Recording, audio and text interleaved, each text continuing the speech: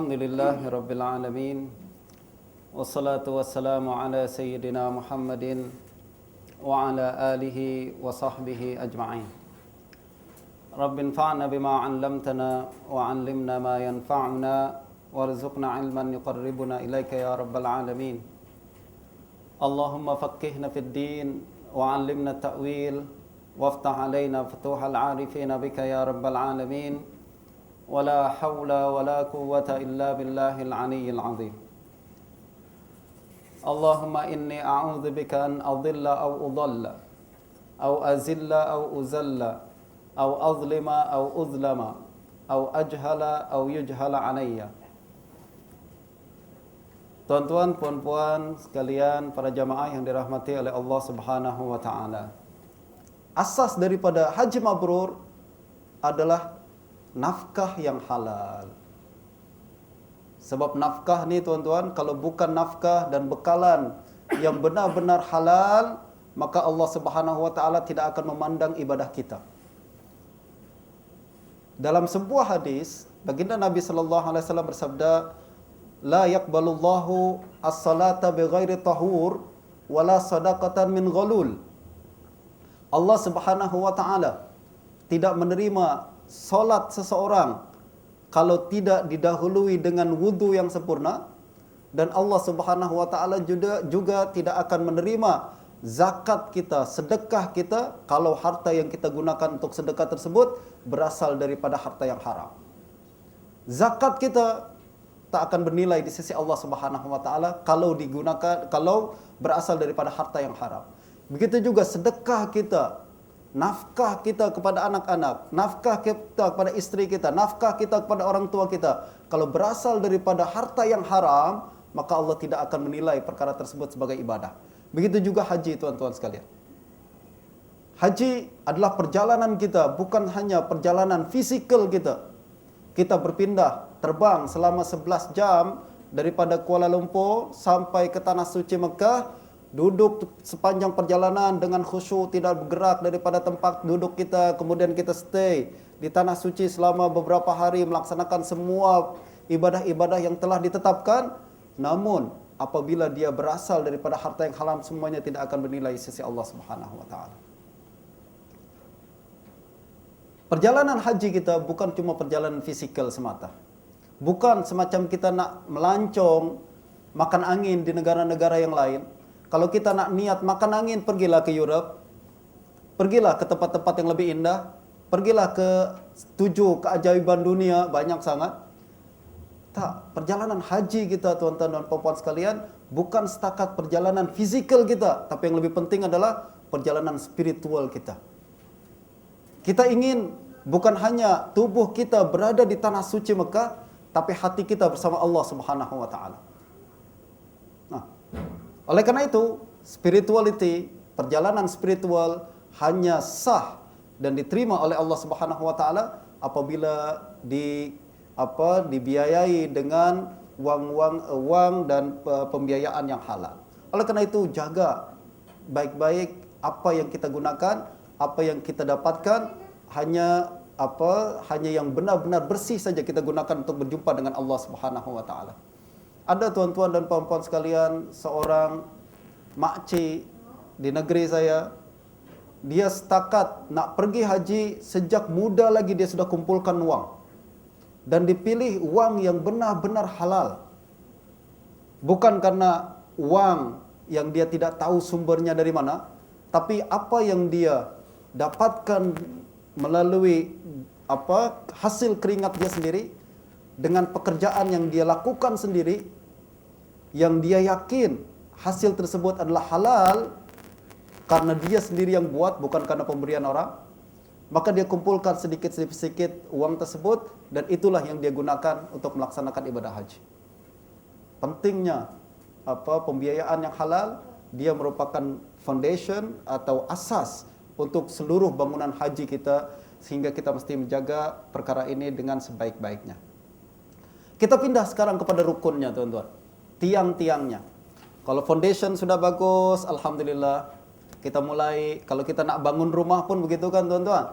Kita nak tengok, saya nak bangun rumah di sini, apa yang kita akan perhatikan? Tengok dululah Apakah tanah tersebut boleh dijadikan tempat untuk kita bangun bangunan di atasnya atau kata? Jangan-jangan kita bangun rumah di tempat itu, ternyata tempat tersebut adalah tempat yang sering didatangi air banjir misalkan. Cobalah, sejak asas sekali sudah rusak. Maka tidak boleh dijadikan bangunan di atasnya. Kalau asas sudah baik, niat kita alhamdulillah karena Allah Subhanahu wa taala, bukan karena nak puji-pujian orang lain. Yang kedua, sumber keuangan yang kita gunakan pembiayaan tersebut juga benar-benar dari sumber yang halal. Mari kita tengok apakah yang mesti kita lakukan selanjutnya. Belum, mabrur masih jauh lagi. Bangunan kita belum sempurna lagi. Apa yang kita lakukan berikutnya adalah kita mesti membangun tiang-tiang yang akan kita jadikan penyangga daripada bangunan tersebut. Tiang-tiangnya tidak lain dan tidak bukanlah tuan-tuan sekalian, amalan manasik haji kita laksanakan dengan sempurna sesuai dengan fardu-fardunya, wajib-wajibnya, rukun-rukunnya, sunnah-sunnahnya, termasuk adab-adabnya. Saya rasa saya tak perlu membincangkan apa saja rukun-rukun haji, apa saja wajib-wajib haji. Tuan-tuan dan puan-puan sekalian boleh mendapatkan pelajaran ini di kursus-kursus ibadah haji. Ikuti apa yang telah ditetapkan oleh baginda Nabi sallallahu alaihi wasallam. Apa yang Nabi suruh kita buat. Apa yang Nabi larang jangan kita buat. Konsep kita tentang zikir bukan setakat kita nak hadirkan Allah dalam hati kita. Tapi kita ingin menggunakan seluruh tubuh kita mengingat Allah Subhanahu wa taala. Kalau kita dalam komunikasi kita dengan manusia, ada beberapa tingkatan komunikasi kan, tuan-tuan dan puan-puan sekalian. Salat adalah kita berkomunikasi dengan Allah Subhanahu wa taala. Begitu kalau kita nak bayangkan diri kita tengah berkomunikasi dengan manusia, maka kita mengatakan komunikasi ada kalanya antara kita dengan dia melalui kalimat-kalimat. Saya cakap, tuan dengar, tuan bercakap, saya dengar. Itu adalah satu komunikasi. Komunikasi yang menggunakan kalimat-kalimat seperti ini tidak berapa efektif sebenarnya. Yang lebih besar lagi komunikasi itu apabila antara kita dengan dia bukan hanya menggunakan kalimat-kalimat, tapi juga menggunakan gerakan-gerakan. Kita cakap sambil angkat tangan. Kita bicara sambil muka serius.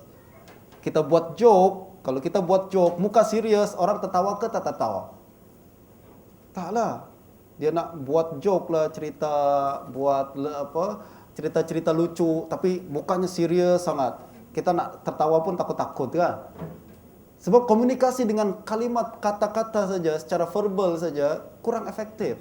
Tapi kalau digunakan juga dengan gerakan tangan, muka yang menyokong, kemudian gerakan-gerakan yang lain menunjukkan bahwa komunikasi tersebut akan lebih efektif lagi sampai message kita kepada dia. Gitu juga apabila kita sholat, tuan-tuan sekalian.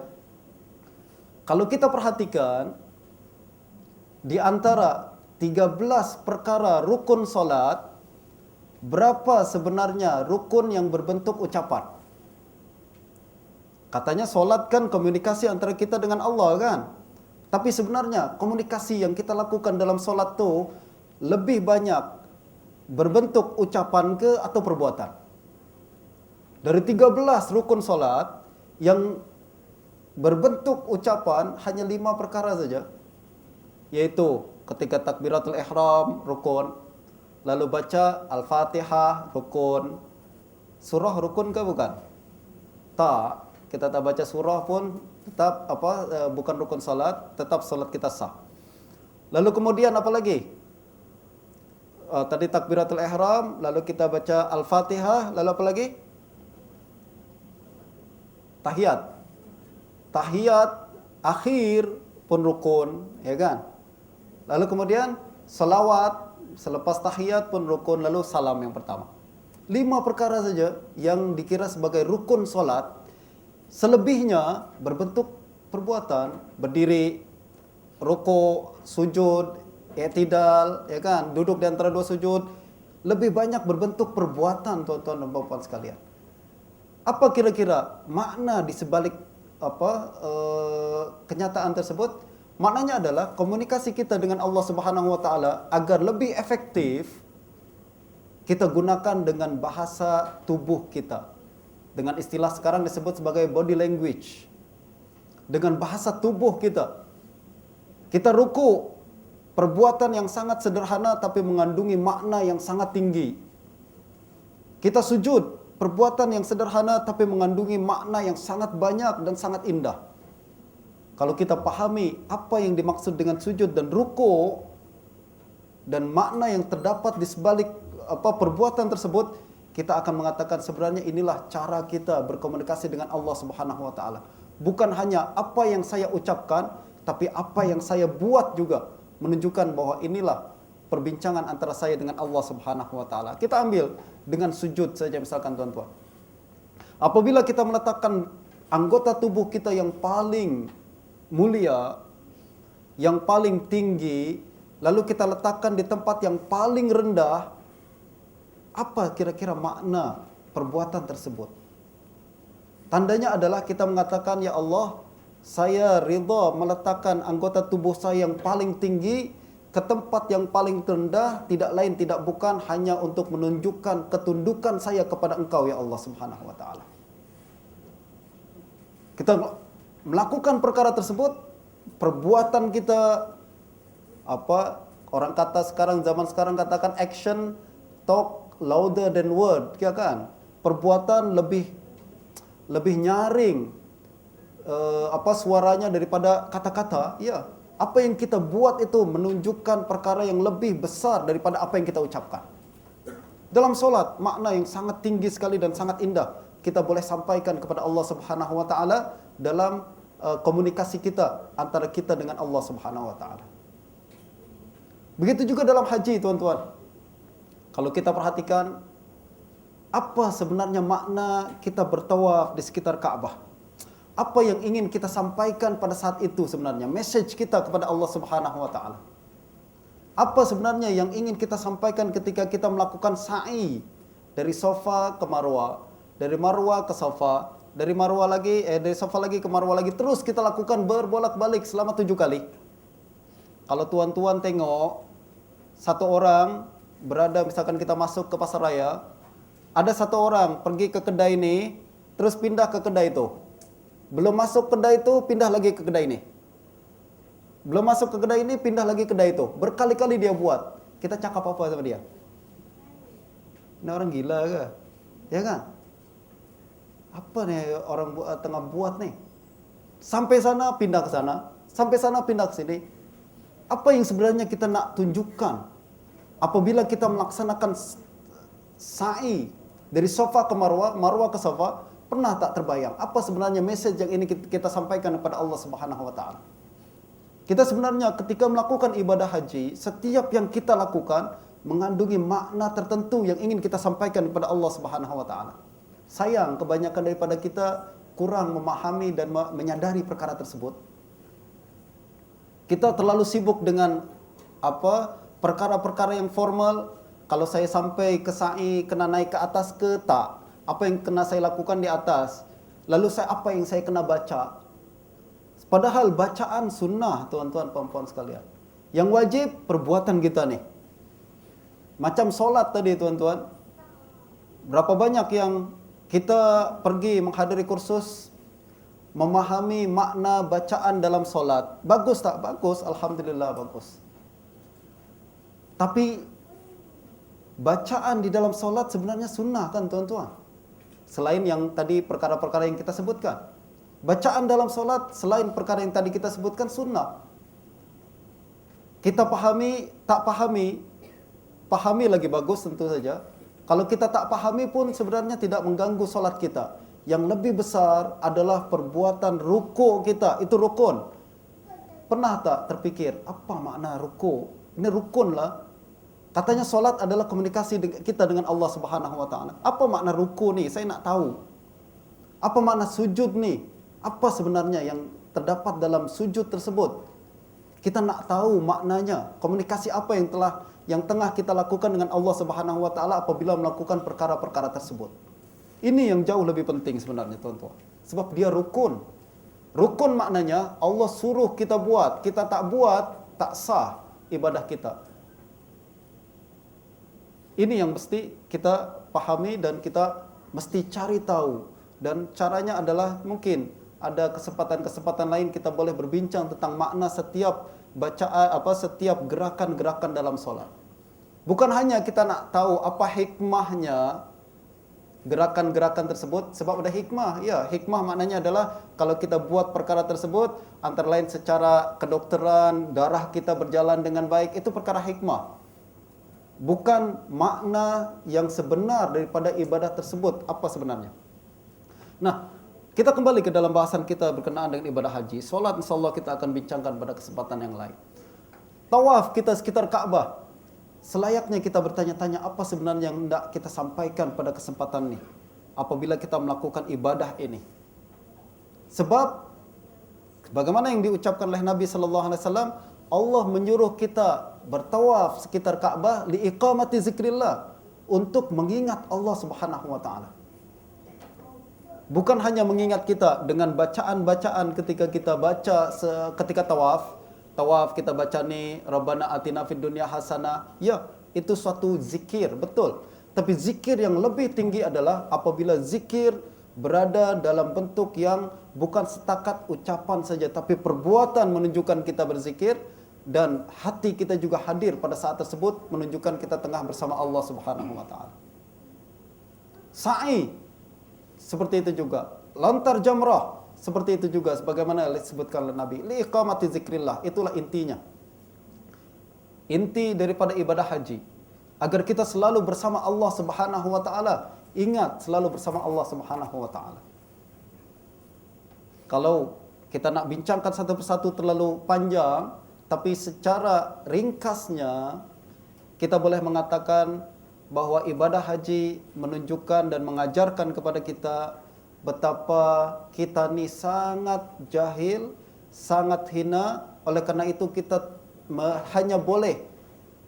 hanya dapat tunduk kepada perintah Allah Subhanahu wa taala. Seolah-olah kita katakan, ya Allah, saya memang tak tahu apa maknanya tawaf ni, apa maksudnya sa'i ini, tapi karena Engkau yang suruh saya buat.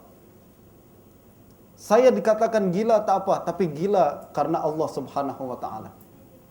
Allah suruh saya buat perkara-perkara yang saya tak faham, tak apa. Yang penting saya menunjukkan ketundukan kita kepada Allah Subhanahu wa taala.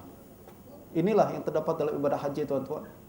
Betapa banyak hikmah-hikmah yang terdapat dalam perbuatan-perbuatan tersebut yang kita tak fahami, tapi karena Allah yang suruh kita buat. Menunjukkan betapa tunduk kita kepada perintah Allah Subhanahu wa taala.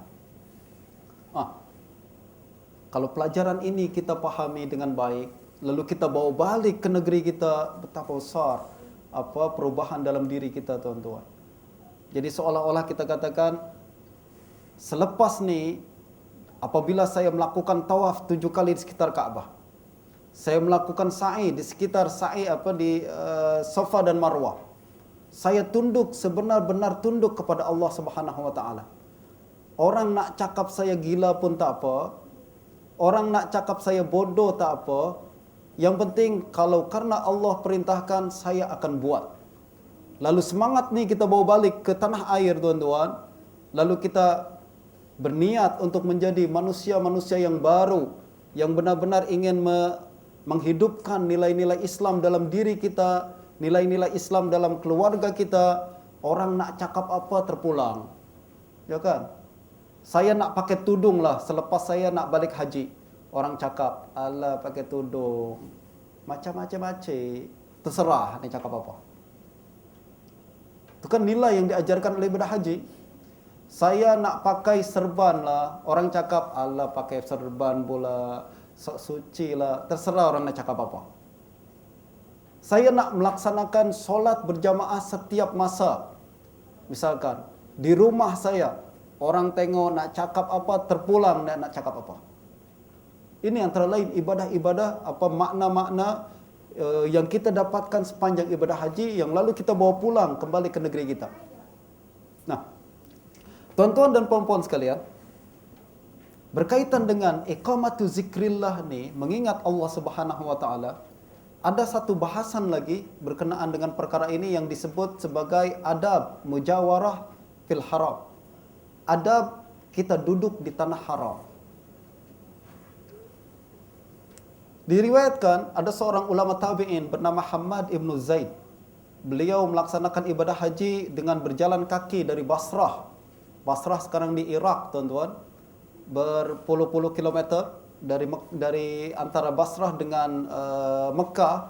Beliau melaksanakan ibadah haji dengan berjalan kaki dari Basrah sepanjang beberapa bulan untuk sampai ke Mekah.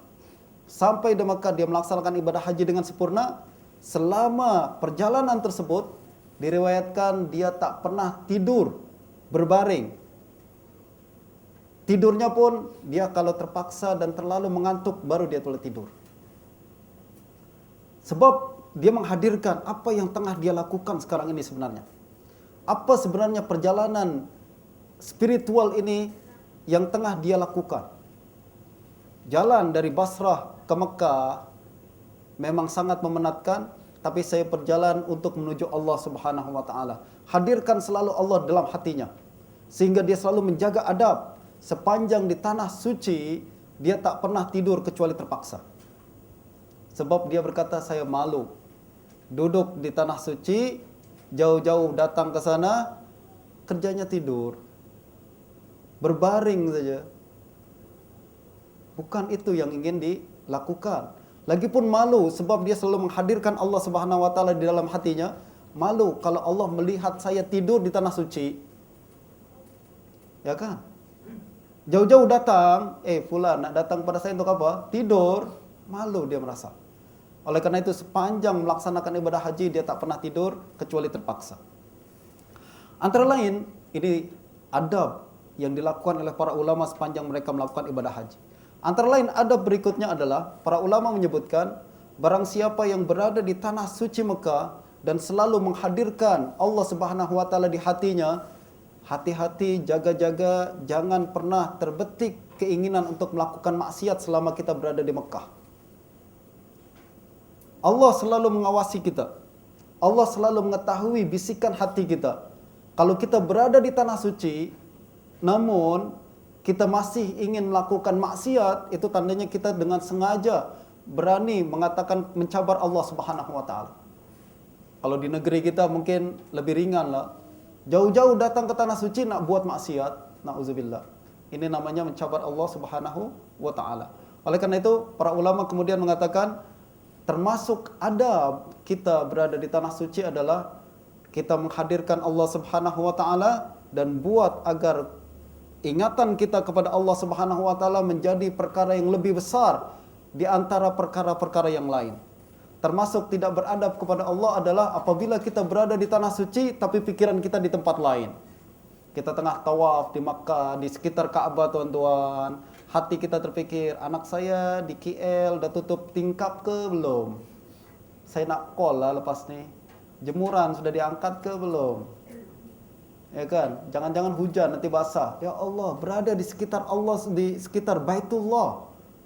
Berada di tempat yang paling suci, yang paling indah, tapi kita masih berada di tempat lain. Hati kita berada di tempat lain itu merupakan sebuah tindakan yang kurang adab bersama Allah Subhanahu wa taala. Maka antara lain adabnya berada di tanah suci adalah jangan pernah mengingat perkara-perkara yang lain. Khusyuk kita. Hadirkan hati kita di tempat itu. Hadirkan hati kita di tempat tersebut. Yang berikutnya adalah termasuk perkara yang mesti dijaga. Kata para ulama, di tanah suci Mekah, hindari daripada mempunyai suuzon kepada hamba-hamba Allah yang lain. Suuzon, buruk sangka, tengok ada orang pengemis datang kepada kita, kita katakan ni orang malas sangatlah. Kerja dia minta-minta saja. Oh, hati-hati tuan-tuan. Ini adalah perkara yang sangat dibenci oleh Allah Subhanahu wa taala. Lebih parah lagi, mengumpat. Kalau mengumpat di tempat kita suatu perkara yang sangat besar dosanya, apalagi kita mengumpat di tanah suci Mekah. Tadi saya tawaf lah, nampaklah orang dari Turki Mukanya macam gini, sambil senyum-senyum, tawa-tawa. Lah, mengumpat lah tuan-tuan. Saya tengoklah, saya ada satu jamaah, misalkan kita cakap lah, di Tanah Suci Mekah, orang tu duduk cuma di hotel yang murah saja, kita di hotel mahal. Mengumpat tuan-tuan. Perkara yang sangat dibenci oleh Allah Subhanahu wa taala. Jika mengumpat di tempat kita dosa besar, maka mengumpat di tanah suci jauh lebih besar lagi dan menunjukkan adab yang sangat buruk di sisi Allah Subhanahu wa taala. Masa saya sudah habis kan? Belum.